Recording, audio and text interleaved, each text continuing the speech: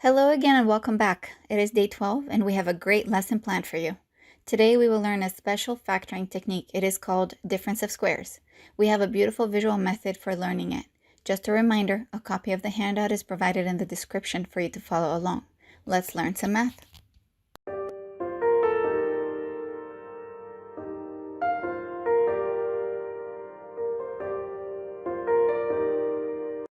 Oh yeah, it's that time again. We have some math problems here and we need you to do them now. Pause the video, complete the problems, and return to the video when you're done. Is do now. Evaluate each expression, then draw a picture that represents the problem. So let's evaluate first. 4 squared, 16, subtract 3 squared, which is 9. 16 subtract 9 is 7. Okay, so that's how you do that problem. Now let's sketch a picture. Now most of us will probably draw a picture that looks like 4 squared is 4 by 4. And we're going to subtract 3 squared. So 3 squared is a 3 by 3. Most of us probably draw something like this. But also you might see it a different way. So you might see this as, I'll just remove the 3 squared from the black square there. Now that leaves us with an answer of, let me see, let's count them. 1, 2, 3, 4, 5, 6, and 7. So that leaves us with the answer of 7. So the blue dots would be 7. That's the answer. So let's try the next one. Let's try the same way. So 25 subtract 4 is 21. Let's draw this 5 by 5. Perfect. And let's subtract the 2 by 2, so the 2 squared. So let's subtract this part out. So what am I left with? I'm going to just go faster. So this is 5, 10, 15, and then 6 more. So 21.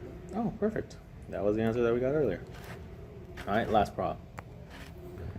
16 subtract 1 is 15. Very nice and simple. So let's draw this one out. 4 by 4.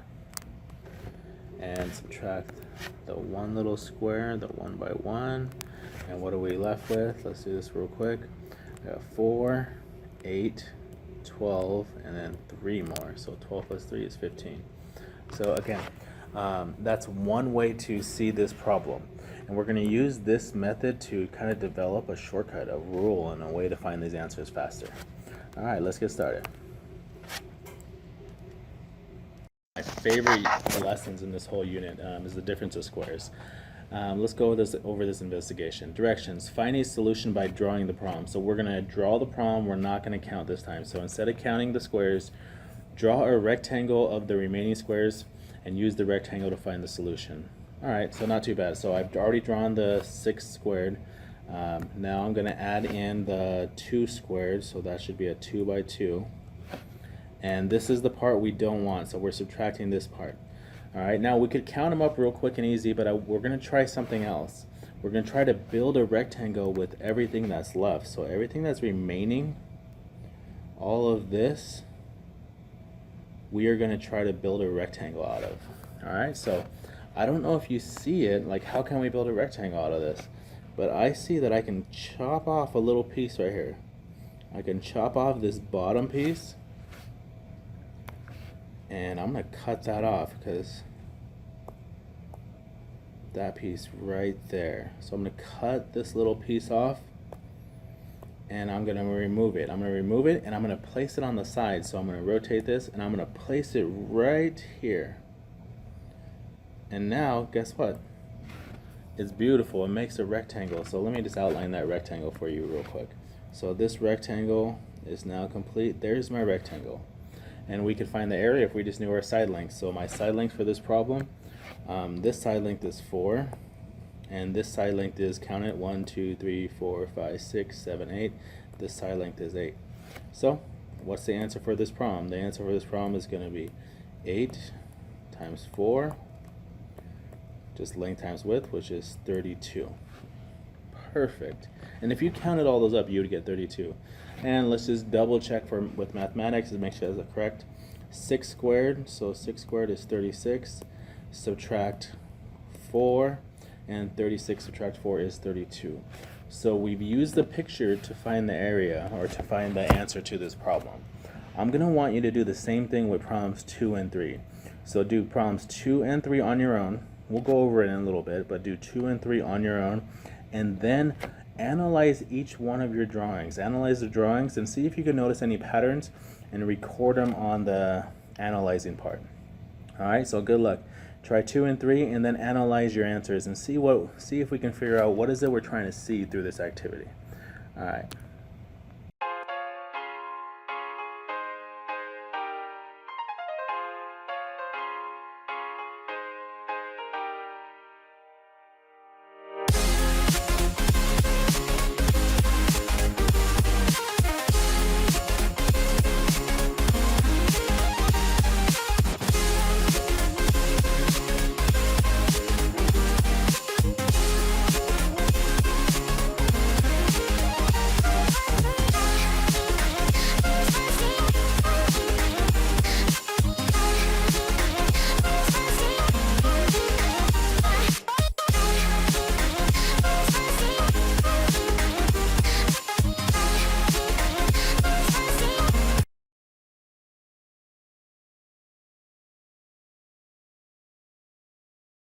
Okay, so what I need you to do right now is to pause the video, and then, but while you're doing that, is I need you to analyze what is going on here. Why did we draw the rectangles?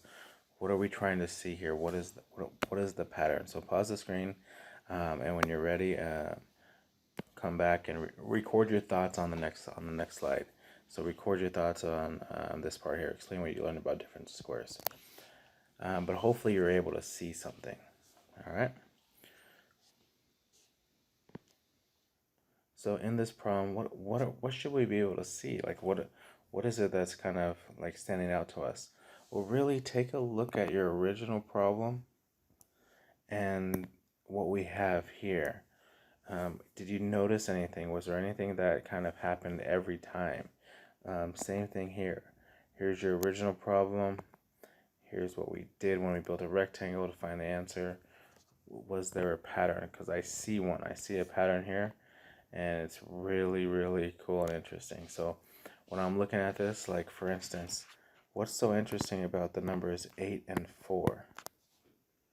Well, really cool if you look at this.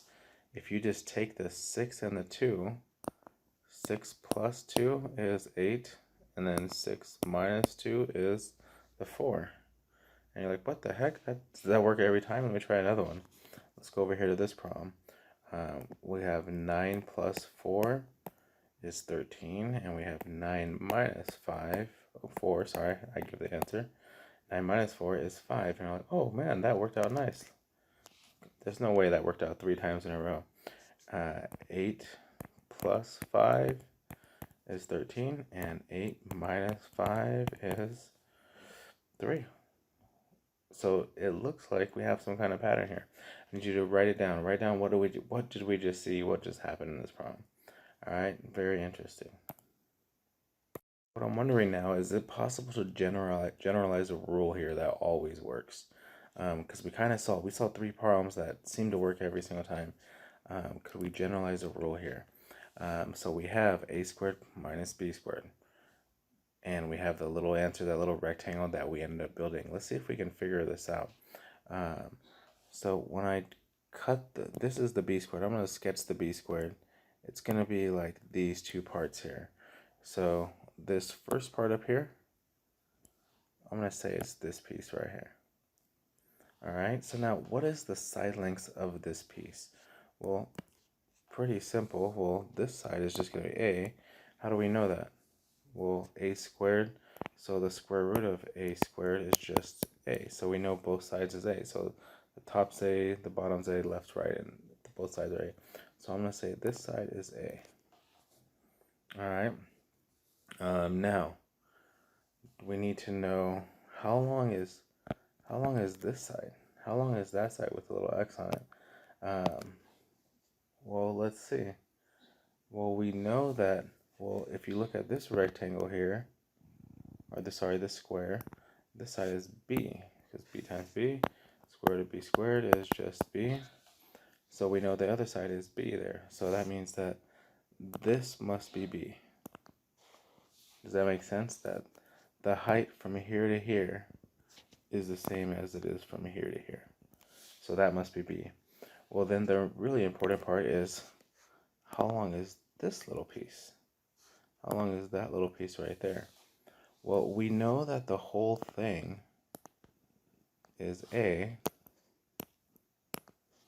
and we know that this other little red part is b, which means that this little piece would have to be a minus b. So this little piece right here is a minus b. So going back over here, that means this would be a minus b. Perfect. And now real quick, remember that we took this little rectangle and we rotated it and we put it on this side and we have it here. So how long is this piece up here? What's the length of that side? Well, we have it already written down over here. It's already in red, so it's this piece right here. So that's going to be b. So when you look at this, how do you find the area of that little piece? Well, very simple. We'll have the top piece, which is a plus b, times the side, which is a minus b. And here's the rule. Here's the formula for a difference of squares. Let's write this in on top here. So we'll call this the difference of squares. That's okay. Let's see the difference of squares in action. So now, how do we use them? It says factor this problem right here. You should know that this is a difference of squares. So as we're looking at it, we should know right now that this is going to be really 2x squared minus 5 squared. So that's a difference of square problem. So that means we can just factor this real quickly with nice little 2x plus 5 and 2x minus 5. Done. Game over. That's how nice it is to factor these problems. Now, I told you before, I love factoring. This is one of my favorite chapters because, again, it's just patterns. I'm just looking at these patterns. So like this one, I noticed this is a difference of squares also. And so 100 is 10 squared. So then this is going to factor out nice and simple.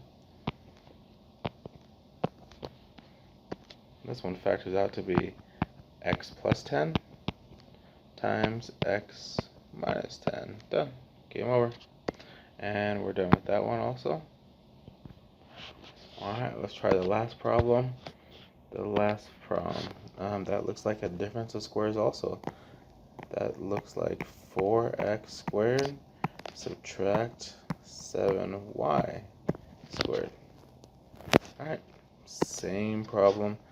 A plus b, a minus b. So in this problem it will be 4x subtract 7 or plus 7, doesn't really matter as long as one of them is positive and one of them is negative. Nice and simple. That's how you factor using different squares. Alright, why don't you pause the video, give the next ones a problem, give the try problem, you guys give those a shot, and then we will go over the answers with you. Alright, good luck.